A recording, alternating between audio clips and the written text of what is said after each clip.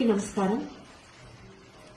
నిన్న సాయంత్రం నూజివీడులో జరిగిన తాతయ్య గారి విగ్రహ ఆవిష్కరణ కార్యక్రమంలో జరిగిన కొన్ని సంఘటనల మీద ఈరోజు ఉదయం నుంచి సోషల్ మీడియా తాలూకా పోస్టులు చూస్తూనే ఉన్నాను.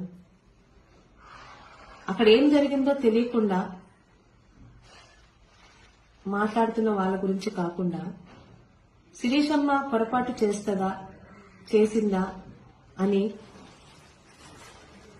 ఏమ్మా ఇలా జరిగింది అని నా గురించి అభిమానంతో ఆప్యాయంగా జరిగింది తెలుసుకోవడానికి ఫోన్లు చేస్తున్న సోదరుల గురించి, సోదరీమణుల గురించి